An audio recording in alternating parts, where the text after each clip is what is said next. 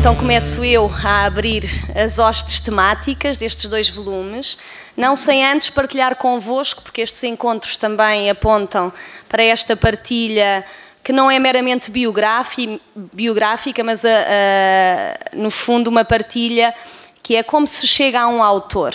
E então, como é que eu cheguei a Teixeira de Pascoais? Ainda era muito jovem, foi na altura da licenciatura, e tinha uma mania com uma grande amiga minha de percorrermos a biblioteca na altura da Universidade Católica Portuguesa, estão aqui professores meus, e tínhamos como desafio tentar descobrir no 3º piso dessa mesma biblioteca autores que desconhecêssemos.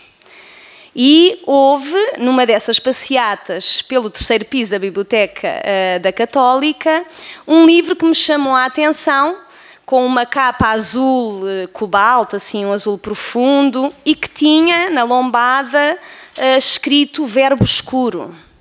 Ora, eu, como sou uma alma curiosa per natura, perguntei-me, verbo escuro? Mas o que é que isto significa? Não é o verbo um fiat lux?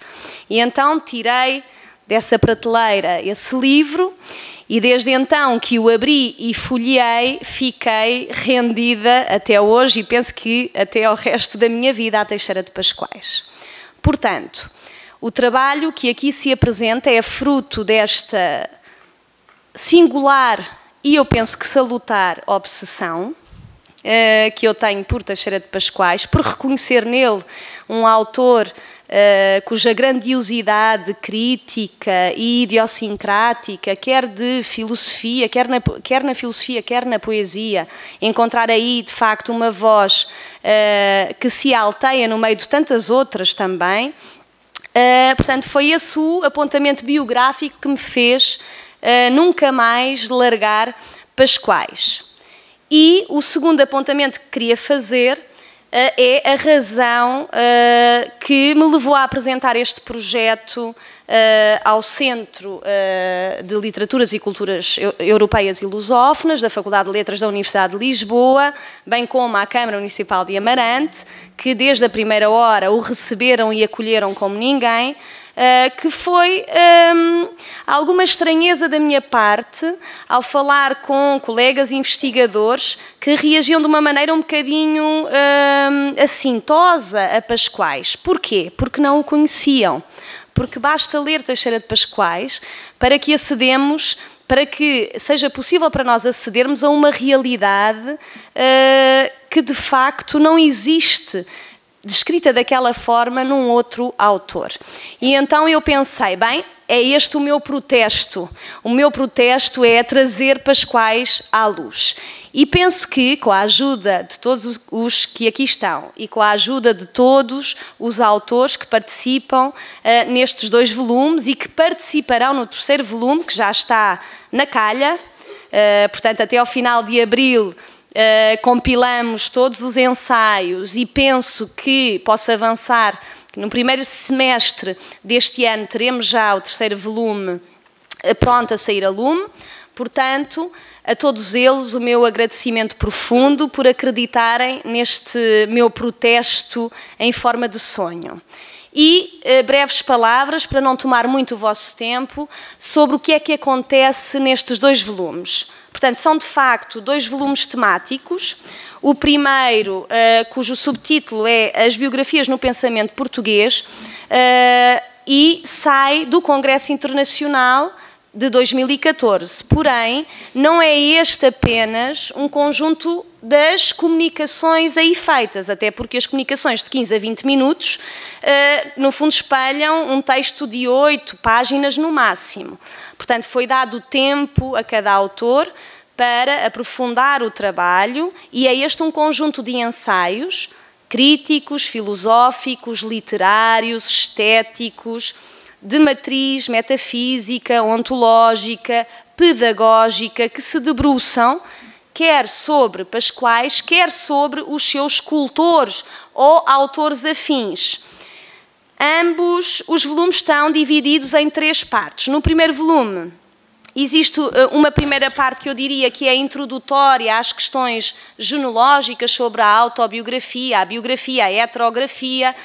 A segunda parte é dedicada, sobretudo, à escrita de Pascoais entre 34 e 45, que é a escrita das biografias, das 5 biografias, e a última parte deste primeiro volume convoca vozes femininas, e não só, convoca algumas vozes femininas, Mercedes Blasco e o teatro, também Carolina de Micael Vasconcelos, Mário Cláudio. Portanto, há autores contemporâneos com quem Pascoais pode dialogar abertamente. Portanto, recuperamos aqui a lição do professor Manuel Ferreira Patrício, que Pascoais não é passadista nenhum. Aliás, basta lê-lo para que percebamos isso. Ele é um visionário, portanto, traz consigo um passado que não nega, mas aponta um futuro que cabe a nós descobrir através da leitura, primeiro da obra de Teixeira de Pascoais e depois, para quem queira investigar e explorar esses caminhos e leituras possíveis, que possam consultar estes 2 volumes. O segundo volume é dedicado à arte de ser português, celebrou-se em 2015 o seu centenário, e também ao movimento da Renascença Portuguesa e ao órgão representativo desse mesmo movimento, que é a Águia. E Pascoais teve um papel fundamental junto de Álvaro Pinto e Leonardo Coimbra e tantos outros, e, portanto, recuperamos aqui esse movimento, também organizado o volume em 3 partes distintas e com colaborações de qualidade inegável e também multímoda. Portanto, não são só as áreas de filosofia e de literatura que estão aqui contempladas. Como acontece no primeiro volume, aqui também há uma abertura bastante vasta e crítica para quem queira adentrar pela primeira vez em Teixeira de Pascoais, é possível fazê-lo por aqui, mas também para quem queira aprofundar os estudos sobre Teixeira de Pascoais. E, sem vos macerar mais, passo agora a palavra ao professor José Eduardo Franco, que é o presidente da Comissão Científica do Triênio Pascoalino.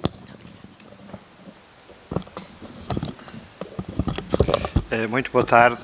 Cumprimento os meus colegas de mesa, a senhora doutora Sofia Carvalho e o senhor professor doutor Zé Carlos Miranda, os conferencistas e comunicantes deste congresso, os convidados e, em especial, o senhor Presidente da Câmara de Amarante, que nos acolhe nesta terra e que foi o grande mecenas deste triênio pascoalino, procurando, nestes 3 anos, contribuir para que uma equipa científica desse a verdadeira dimensão que Pascoal realmente tem, uma dimensão nacional e internacional.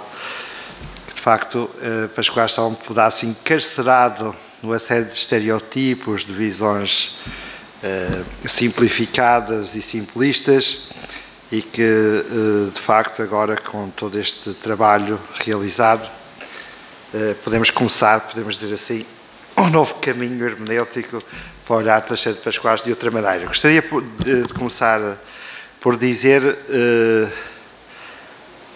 apreciei o testemunho da doutora Sofia Carvalho e estava aqui a pensar, quem me dera que os nossos estudantes do liceu e da universidade hoje em dia tivessem esta curiosidade de ir para a biblioteca à procura dos autores desconhecidos da cultura portuguesa ou da cultura universal que não conhecem. Esta curiosidade é absolutamente fundamental para o progresso do conhecimento pessoal e coletivo. E realmente esta atitude, só esta atitude, já merecia 20 valores ao estudante que tivesse esta curiosidade, esta disposição, este empenho em conhecer mais do que aquilo que é ensinado precisamente nos currícula escolares. E, portanto, e aqui temos o resultado de um gesto inicial e iniciático da Sofia, que a trouxe e nos trouxe até aqui. Tomara também que muitas figuras da cultura portuguesa que estão à espera tivessem também na sua posteridade investigadores e outras figuras que também se tornarão grandes, que depois tivessem a capacidade, o gosto, o empenho de estudar aquelas figuras que realmente valem a pena e que muitas vezes acabam por ser esquecidas na sua posterioridade. De facto, nós em Portugal temos muita falta de estudos sistemáticos das nossas grandes figuras. Eu costumo dizer que estamos 200 anos atrasados em relação à França, à Inglaterra, quer no estudo sistemático dos nossos grandes autores, pensadores e escritores, quer na publicação completa e disponibilização ao grande público das suas obras. Isso acontece com Pascoais, como uma miríade de outros autores de grande relevância, mas só falando dos maiores, mesmo no quadro desse conjunto de autores, ainda falta muito trabalho a fazer. É preciso que apareçam muitas Sofias Carvalho para terem a dedicação extraordinária de reabilitarem, de revisitarem e de estudarem sistematicamente. Pascoais esperou muitos anos, mas finalmente encontrou aquilo que eu posso chamar uma estudiosa sistemática, apaixonada, denodada, com pensamento, razão, coração, emoção, e só assim, com todas as suas faculdades, tem se empenhado no estudo e na promoção de Pascoais, tornando a Sofia uma verdadeira sacerdotisa de Pascoais, que o conhece como ninguém, que o cultiva e faz cultivar, e realmente a promoção dos grandes e a revisitação dos grandes autores, só com esta atitude e este denodo é que se consegue. E então a figura como Pascoais só assim se consegue. E, portanto, podemos dizer que, graças à Sofia Carvalho, e também no quadro de um exercício que fomos fazendo no Centro de Literaturas e Culturas Lusófonas Europeias, que na sua matriz só estava dedicada à literatura e só tinha investigadores de literatura. Quando eu cheguei ao centro, o centro só tinha 29 membros e eram só pessoas das ciências literárias puras e duras. Depois fomos abrindo o centro a outras áreas, a área da filosofia, a área da história, a área do direito, até a área da medicina, da teologia, e realmente apareceram um conjunto de novos investigadores de outras disciplinas, apesar das reações dos mais conservadores e ortodoxos cientificamente, mas isso representou essa abertura e essa porta aberta acabou por permitir uma revisitação da cultura portuguesa e de autores que só com especialidades diferentes, que não só das ciências literárias, com interesses diferentes, que não apenas o interesse daqueles investigadores que estavam dedicados ao estudo dos autores canónicos e do cânon estabelecido, é que permitiu realmente fazer uma ruptura e abrir novos caminhos para estudar outros autores que, à partida, eram uma espécie de renegados no conjunto dos estudos literários. E assim aconteceu com Pascoais, estava a acontecer, e realmente a entrada da Sofia para o Centro de Literaturas acabou por abrir esta porta extraordinária para os estudos pascoalinos. Podemos até considerar, temos aqui os primeiros dois produtos deste triênio, que com este triênio pascoalino, organizado, pensado, orquestrado de uma forma cuidada e sábia pela Sofia Carvalho, graças precisamente como resultado de um grande conhecimento aprofundado da figura de Pascoais e à luz de uma convicção de que Pascoais tinha outra dimensão, podia ser reconstituído. Podemos dizer assim que, de algum modo, a Sofia Carvalho contribuiu, com a ajuda de todos aqueles que reuniu, para fazer uma espécie de reconstituição, como se fosse um autor desfigurado pelas polémicas, pelos tempos, e ela, qual dermatologista do saber, fez uma reconstituição da sua imagem, tentando recuperar uma imagem mais autêntica e mais plena. E isto acontece com Pascoais, como tem acontecido com outras figuras da cultura portuguesa que estão desvirtuadas. Há um exemplo também no nosso centro, que é o caso de Guerra Junqueiro. Também existe outro colega, que é o Henrique Manuel Pereira, também está fazendo esse trabalho extraordinário de reconstituição. Curiosamente, é um autor também contemporâneo e faz parte daquele conjunto de autores que nascem, se formam e pensam naquela viragem do século XIX para o século XX, em que em Portugal há um verdadeiro caldeirão de pensadores e de pensamentos em diálogo com o pensamento europeu e internacional e que faz uma espécie de, devemos dizer assim, de idade de ouro da literatura e do pensamento português. E sem dúvida que Pascoais é um desses autores que para isso muito contribuiu. E podemos dizer então que com este triênio pascoalino foi feita a maior operação científica de sempre, que ainda está a decorrer, para estudar Pascoais, reunindo e chamando autores estudiosos das mais diversas proveniências, filiações académicas e científicas, que aqui se têm reunido, têm passado pelos bancos dos congressos e dos colóquios que a Sofia tem organizado, precisamente para fazer uma espécie de anatomia hermenêutica geral da obra de Pascoais. E que aqui, portanto, se concretiza nestes dois volumes, estão bem pensados, organizados e editados numa editora de prestígio da nossa Universidade Portuguesa, que é precisamente as edições Colibri, com o editor, de onde também a alegria e o gosto de estar aqui presente, e que muito agradecemos. As edições Colibri têm feito um grande serviço à Academia Portuguesa, editando trabalhos científicos muito profundos e especializados, e que se não houvesse uma editora dedicada a essa edição, muitos ficariam na gaveta e não seriam publicados. Estas duas obras, portanto, referem-se precisamente aos temas fundamentais do primeiro e do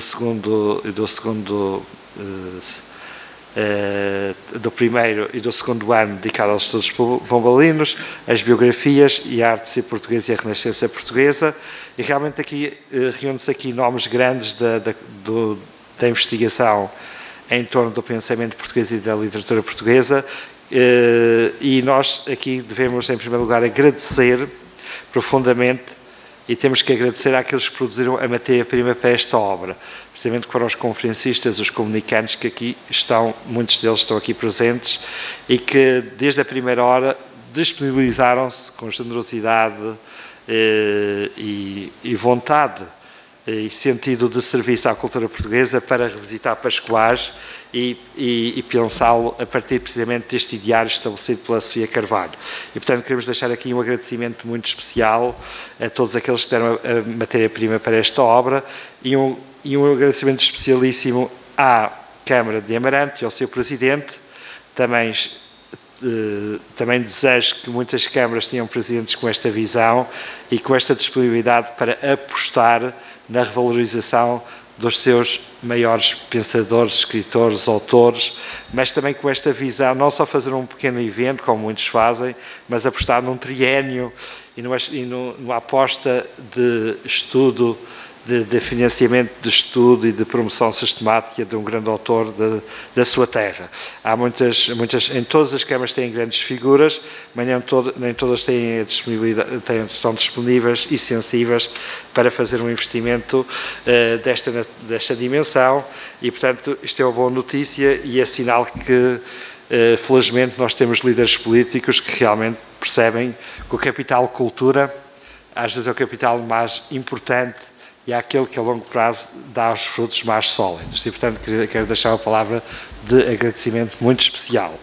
E agora vou dar a palavra ao nosso orador convidado, que se disponibilizou generosamente para estar aqui hoje e para fazer a apresentação geral destes dois volumes, que é o Sr. Professor José Carlos Lopes de Miranda, que é uma grande figura da cultura portuguesa, da direção da Faculdade de Filosofia e de Ciências Sociais da Universidade Católica de Braga, Polo de Braga, e que é uma pessoa que, para quem não conhece, que tem um vasto currículo e a quem eu chamo, e sempre chamei e apelidei, do nosso último erudito. E digo-se desta forma porque tem trabalhado com o professor José Carlos Miranda em obras de grande dimensão, como a publicação da obra completa do Padre António Vieira, dos arquivos secretos do Vaticano, etc. E, de facto, o professor José Carlos Miranda é um senhor de um saber absolutamente extraordinário.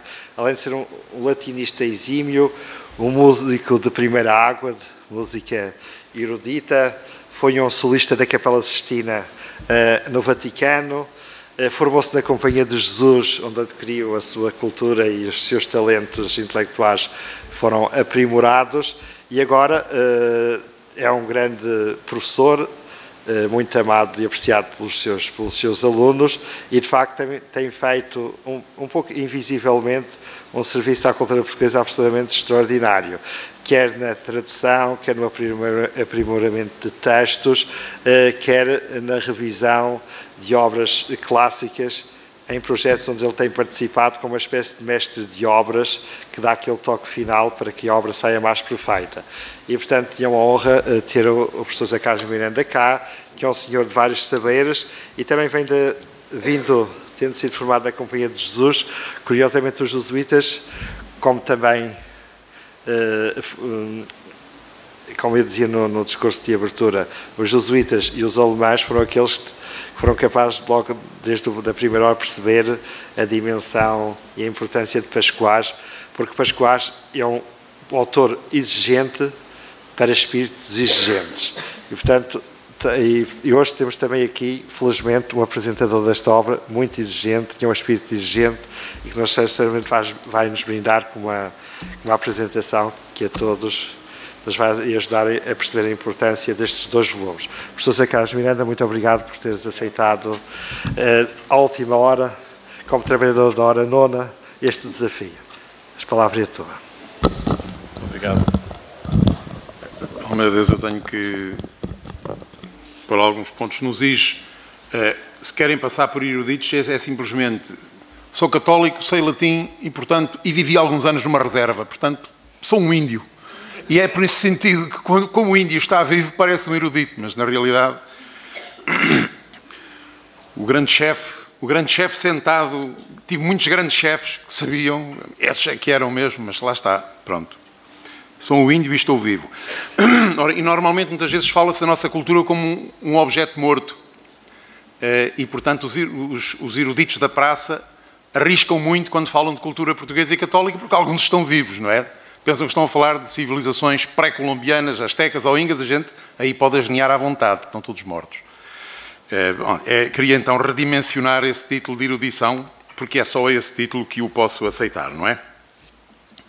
Então, ainda, isto não era uma introdução, era uma premissa que não estava pensada, mas a introdução pensada passava também por justificar onde é que eu me cruzo com Teixeira de Pascoais e porque é que eu estou aqui. Eu cruzei-me com Teixeira de Pascoais porque passei uma fase na juventude viciada em Camilo. E fui pelo chamariz da biografia de Camilo. Fiquei muito irritado ao princípio, quando comecei a ler O Penitente. Depois entrei profundamente e descobri um autor novo. Pronto. Nunca depois me deu para o aprofundar, porque... confesso que é um certo preconceito, mas gastar a minha vida a ler um fulano antes de passarem 100 anos, de maneira que eu prefiro ir sempre um bocadinho atrás. Agora passaram os 100 para castigo, tive mesmo que ler isto. Por outro lado, eu estou aqui por penitência. Não só por ler, ainda por cima, não só por ter lido o Penitente, mas porque eu fui convidado. Havia uma das biografias, entre aspas, que estavam a descoberto, e eu perorei sobre o Dom Carlos, que é uma peça de teatro que dava um excelente libreto de ópera, pode ser que ainda alguém se lembre, e depois não a reduzi a escrito. Eu tenho muitas aulas, vivo de aulas, e depois, quando se trata de... Até a organizadora, que é a alma disto tudo, mandou uma gravação. Eu pensava que com a gravação, depois eu só vou aos textos, aos apontamentos, completo isto. Fui deixando passar o tempo. E aí pensava eu que já estava o assunto enterrado e encerrado, e então fui convocado a esta penitência na segunda-feira. Como tive muitas aulas, tive que tirar uns serões largos, porque depois a leitura é interessante, até porque devo dizer que os autores, é engraçado, os autores começam, quando se distraem, começam a escrever a Pascoais. Uns parece que é de propósito, outros não devem dar por ela. E, portanto, tornam-se leituras muito vivas. São espelhos, são jogos de espelhos em que a gente está sempre a ler o Pascoais. Porque isto, no fundo, é uma hermenêutica, não é? Portanto, foi uma leitura interessante. A penitência, como todas as penitências, foi salutar. E agora partilho aqui, não no sentido, acho que tem um certo interesse, pedir a um não especialista que apresente a especialistas um trabalho. É evidente que o meu conhecimento de Teixeira Pascoais, precisamente por ter tido acesso a poucas obras integrais dele, e isso é de facto um defeito, nós não temos um acesso muito livre, sei muito menos do que, certo, qualquer um dos senhores que aqui está. Então, é preciso ter a chamada lata do índio para aceitar vir falar aos antropólogos. Vocês são os antropólogos e eu sou, de facto, um índio que só tem interesse no sentido em que lhes proporciono, aos senhores especialistas, lhes proporciono uma imagem do receptor da comunicação em que os senhores são emissores. Portanto, de algum modo, ver o efeito que faz, a leitura que fizeram de Pascoais, ver o efeito que faz numa pessoa formada, mais ou menos em filosofia, letras clássicas. Neste sentido, portanto, é isso que partilho aqui convosco. Portanto, agora vou ao osso da questão. Eu preciso sempre de unificar, e foi fácil começar a unificar todas estas leituras, todos estes espelhos de Teixeira de Pascoais.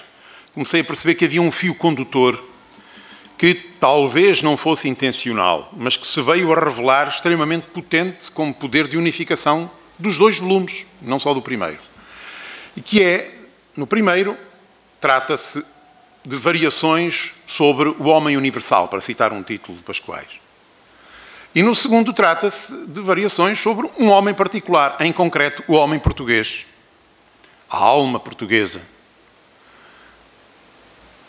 O que unifica os dois volumes é, portanto, o esboço de uma antropologia. Sim, subjacentemente é também, temos uma cosmologia e uma metafísica. Isso é mais comum falar-se em Pascoais como filósofo metafísico, não tanto como antropólogo, mas o que se descobre da leitura destes dois volumes em sequência é um antropólogo.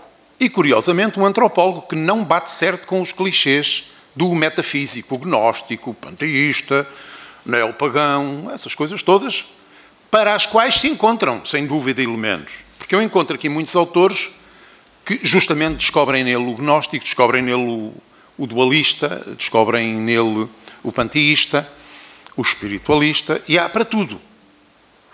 Mas, e porquê? Um antropólogo não pode deixar de trair, de deixar transparecer uma certa dualidade, se quiser respeitar a integralidade da natureza humana. O que um poeta faz é cantar ora de um lado, cantar ora do outro. Raramente vemos a síntese.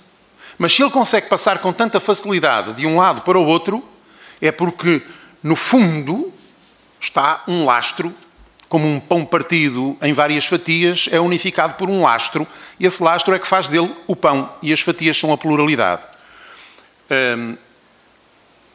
Portanto, eu escolhi, talvez, há uma frase em que Teixeira de Pascoais desenvolve ou interpreta o cogito ergo sum de Descartes, e que diz, pensando, penso, logo sou, sendo, pertenço à natureza. Pensando, é a natureza que me pertence. É talvez assim o passo em que consegue por um momento ficar empoleirado na ponta do alfinete do fiel da balança. Porque, de facto, é muito mais fácil encontrar glosas para eu pertenço à natureza, o fulgor anímico das coisas. É muito mais fácil entrar na origem, na unidade de onde procedemos e ver na saudade o regresso e todo esse é o cântico de eu não pertenço à natureza, mas é muito raro encontrar um ponto de passagem, e este é talvez o ponto de passagem em que se revela, em antropologia filosófica, alguém que respeita inteiramente a natureza humana. Isso depois tem consequências políticas muito interessantes e elas leem-se no segundo volume. Mas eu não quero ir já ao segundo volume, portanto queria explicar bem o que é que entendo por uma certa dualidade. Já o disse na síntese de Pascoais, mas em termos mais universais e mais comunicáveis, mesmo a crianças. É impossível falar do homem sem falar de um ser do mundo, um ser da natureza, como os outros. Esse ser, que sou eu, enquanto mundo, é um corpo. Nas memórias, sobretudo, tem muito a exaltação, a redução do homem ao corpo. O corpo é tudo. Parece um reducionista, não é? Aqui, o corpo é tudo. Porém, depois fala do anjo caído e então aí o corpo é nada. Como é que se pode conciliar isto? Portanto, o homem, além de um ser que é mundo, é também um ser que não é mundo. Aquilo que costumamos designar por mente, que a antropologia tripartida dos gregos designou por mente, e que na Bíblia é o espírito. Eu, enquanto mundo, sou o corpo. Eu, enquanto não mundo, tenho um corpo. E estas duas perspectivas só são verdadeiras se forem acompanhadas uma da outra. A poesia dedica-se a cantá-las separadamente para melhor as unir. E é por isso que, por vezes, na leitura das ditas biografias, pode aparecer um Pascoais dualista. Felizmente, a busca desse homem universal, que está aqui exarada no primeiro volume, concretiza-se depois na busca de um homem particular, concretizado na alma portuguesa, na raça portuguesa, como se ousava dizer. E veremos que em Pascoais o conceito de raça pode ser redimido, porque é um conceito de alma, é um sinónimo de alma em Pascoais. Que é engraçado. Nenhum nazi poderia atingir uma coisa destas. Raça como sinónimo de alma, de gênio. Lá está, são os dois extremos unidos num conceito.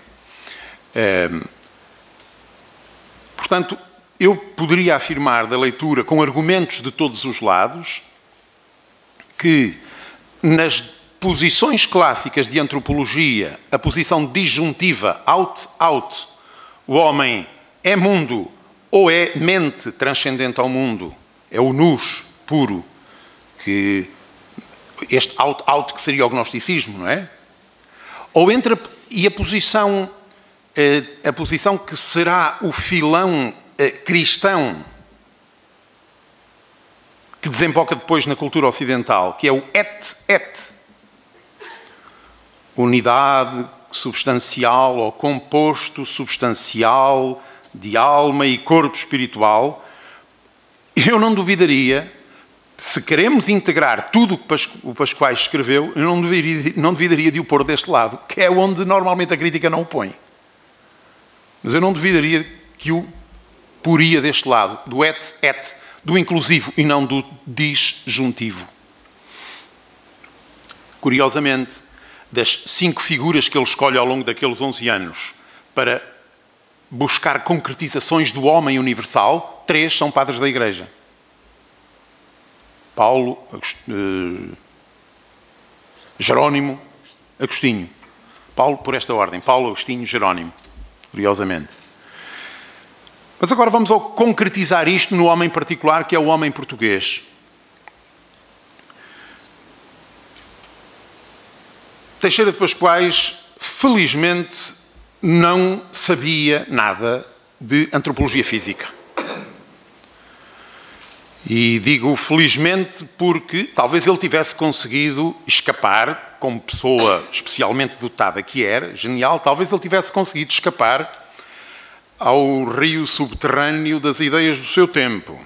Isto é, de ideologias que estavam em gestação, ideologias de base pseudocientífica.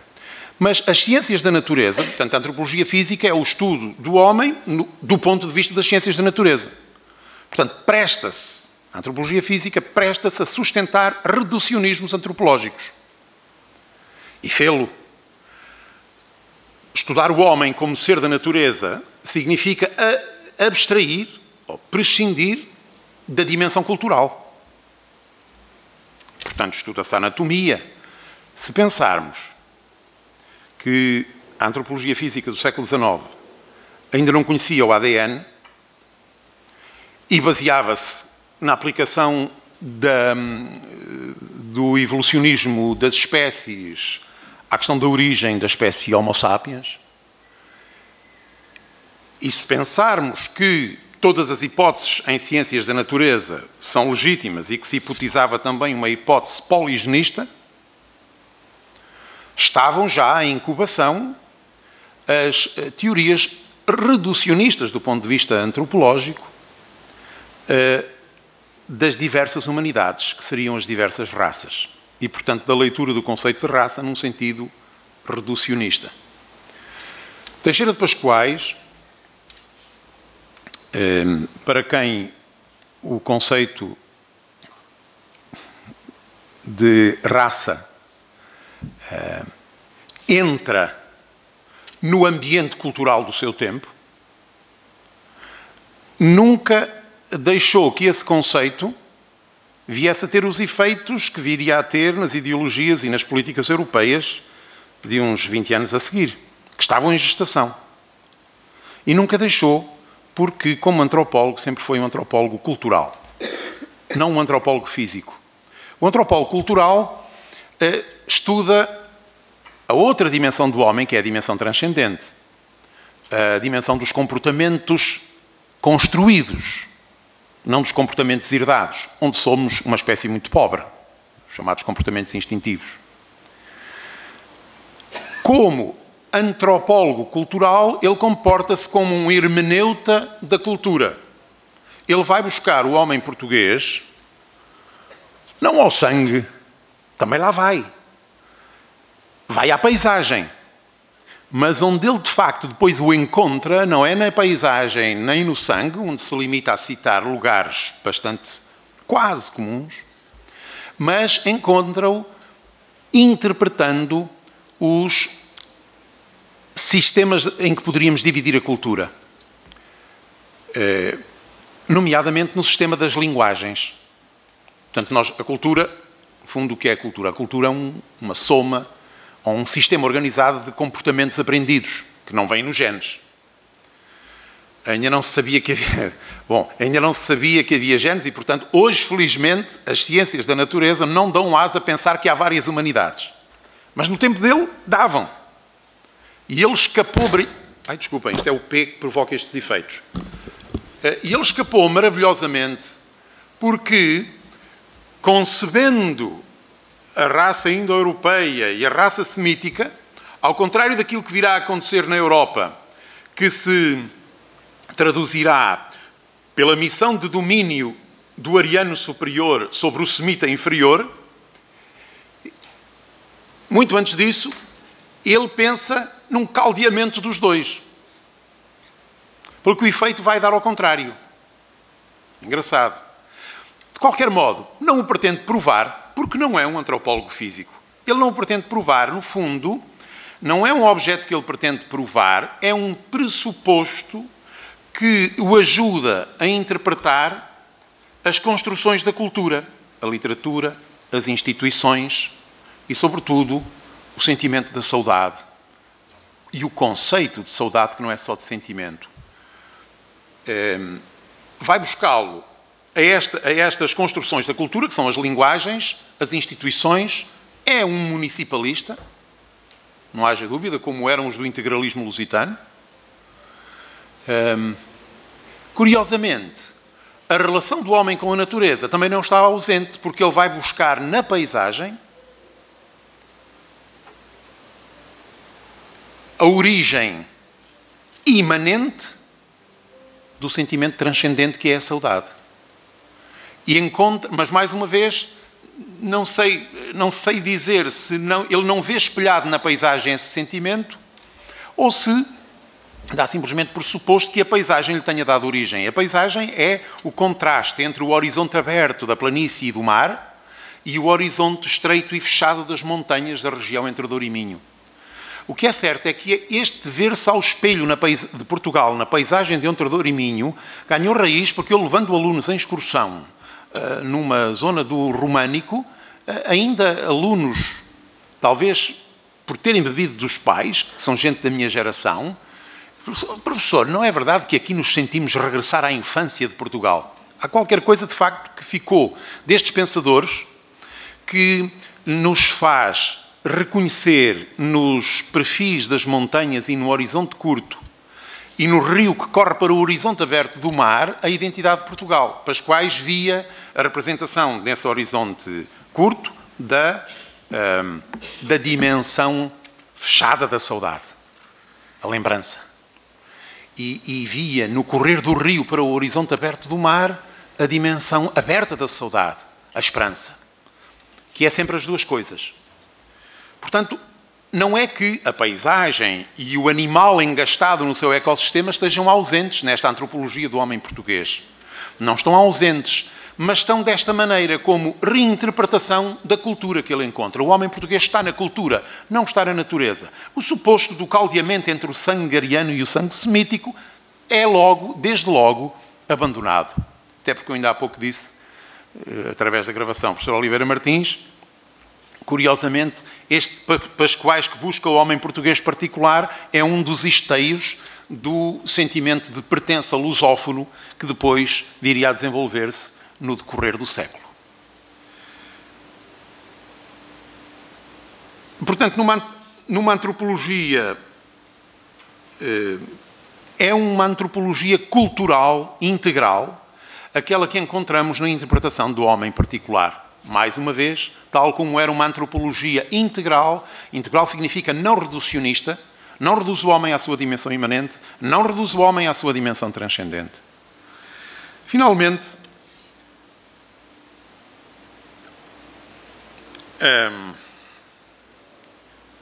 uma atualidade particular de Pascoais. Este pensamento, a atualidade para o primeiro volume e a atualidade para o segundo volume. A atualidade mais escondida é a do primeiro volume. Buscar um homem universal, isto é, definido por constantes universais, independentes de realizações concretas de cada cultura, é o fundamento da Declaração Universal dos Direitos Humanos, que está continuamente hoje a ser atacada por todas as formas de relativismo epistemológico e ético. Pensar na existência de um homem universal, devedor de uma natureza não construída pela cultura, é de uma urgência ética ímpar.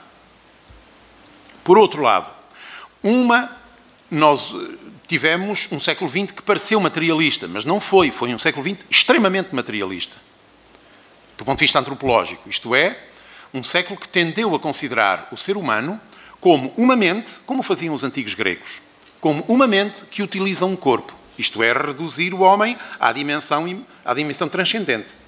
Eu sou a minha mente e possuo um corpo extrinsecamente, que utilizo. Se ele se portar bem, se não se portar bem, elimino em nome da consciência. Este espiritualismo do século XX está agora a ser o espiritualismo, isto é, os reducionismos antropológicos são circulares ou pendulares, consoante quisermos. A seguir a este tipo de reducionismo vem outro reducionismo que agora se chama transhumanismo e que consiste... Há um autor que trabalha isso, que trabalha, na ideia no original, há um autor que trabalha aqui esse texto, não me lembro agora qual é, porque eu li isto recreativamente, devo dizer. Este transcendentalismo ou espiritualismo é circular porque agora assistimos a muitas manifestações, sobretudo desde que o paradigma mecânico se deixou substituir pelo paradigma informático na abordagem da complexidade do ser humano. Imaginamos muitas vezes, somos inclinados a imaginar muitas vezes o homem à maneira de uma informação, de um software, que é o que é, independentemente do hardware. A gente mete a informação num pendrive. Uma vez um aluno até me perguntou se não seria uma ideia gira transplantar o cérebro e eu ser eu, independentemente do meu corpo. Lá está. Está-se a pôr do ponto de vista de um ser humano que não tem dimensão mundana, não é? O transhumanismo que sonha a superação dos limites. Há muito maluco que já vê isso na internet, não é? Mas não se percebe que a internet só transmite a vista e o ouvido e ficam os outros 3 sentidos, como os outros 3 sentidos que são os mais corpóreos, não é? Não são transmissíveis. Li isto num livro chamado O Cheiro dos Limões, uma análise sociológica dos efeitos da internet. Porém, é verdade que a facilidade de uma comunicação telemediada, tecnologicamente mediada, dá aso a perceber o corpo como aquilo que ele é, que é o nosso limite. É aquilo em que somos parte e não todo, aquilo em que somos compostos e não simples, e, portanto, aquilo em que somos mortais. A tentação antiquíssima de superar o limite, desfazendo o corpo, mais uma vez o P, essa tentação está viva hoje no transhumanismo. Para isso, uma leitura de Pascoais é um antídoto excelente. Superar os limites através de uma fórmula matemática, através da substituição do corpo por materiais não degradáveis. Todas essas antropologias mitómanas podem ter consequências desastrosas. E por isso urgem poetas que façam antropologia para compensar os riscos dos cientistas e tecnólogos que fazem antropologia. Porque assim como os do século XX fizeram antropologia física que depois resultou no nazismo, é muito provável que os antropólogos do século XXI façam antropologias levianas a partir do paradigma informático e resultem na iluminação dos mais fracos. E já está em curso isso. A Dinamarca já proclamou que vai ser o próximo país down-free. Down-free significa sem mongoloides. Ora, ainda não se achou cura para o mongolismo. Portanto, provavelmente, para ser down-free, deve ser eliminando os mongoloides. E isto é um comportamento e que repete, é uma rima da metade do século anterior. E, por fim, para terminar com uma coisa menos catastrofista, eu também recomendaria a quem quer que ache que Portugal deve continuar a existir, a leitura do 2º volume. E porque ele está muito atual. Ao princípio incomoda para um leitor de hoje, pode incomodar um bocadinho. Um amigo, a primeira vez que mostrei Portugal, um amigo italiano que nunca tinha saído da Itália, eu mostrava-lhe os centros históricos das nossas cidades e ele, encantado, e fez-me o seguinte comentário que me fez descobrir uma coisa de nós portugueses, que às vezes há coisas que a gente só vê de fora, e o outro é o nosso espelho. E disse-me assim o italiano: "Ah, interessante, come mai non avete monumenti all'unità della patria?" Eu comecei a reparar, monumentos à unidade da pátria, de facto, não temos. E depois dei-me conta de que em Itália todas as cidades e vilas têm no centro um monumento que tem escrito all'unità della patria. Tive que refletir, ali um bocadinho de momento, e de facto refleti, olha, nós não temos monumentos à unidade da pátria porque temos unidade da pátria. Isto é certo quando há um déficit de significado, e a identidade portuguesa de todo o século XIX está em crise porque cortou com as suas origens, desencantou-se da sua missão messiânica e, portanto, está em causa se vale a pena continuar a existir como tal, como nação, como identidade coletiva. se não lhe quisermos chamar nação, porque a palavra depois foi assaltada e teve consequências sangrentas. E, portanto, se não lhe quisermos chamar nação, chamemos de identidade coletiva, que é psicológico e é giro e inofensivo. Mas se quisermos, de facto, estamos convencidos de que precisamos de continuar a ser Portugal, a única maneira de compensar o déficit de significado de que padecemos desde o século XIX, desde que a capital voltou de lá, voltou do lado do mar, desde que a capital voltou do Rio de Janeiro, a gente está em crise, sem saber se há de existir, se não há de existir. É preciso compensar isso com um déficit significante. Desculpem, com um excesso de significante. O excesso de significado tem que ser compensado com um excesso de significante. E o excesso de significante é aquilo que nos incomoda. Hoje que somos assim muito europeus e que nos incomoda esta busca da identidade, das raízes profundas que ele encontra no mundo rural. Se ele, coitado, cá viesse hoje e visse as grandes cidades e entrasse num centro comercial, ele rasgaria as vestes e perdi. Mas eu estou convencido de que a longo prazo, se numa Europa comunitária Portugal conseguir continuar a existir como identidade coletiva, é também graças a ele. E acho que já chega.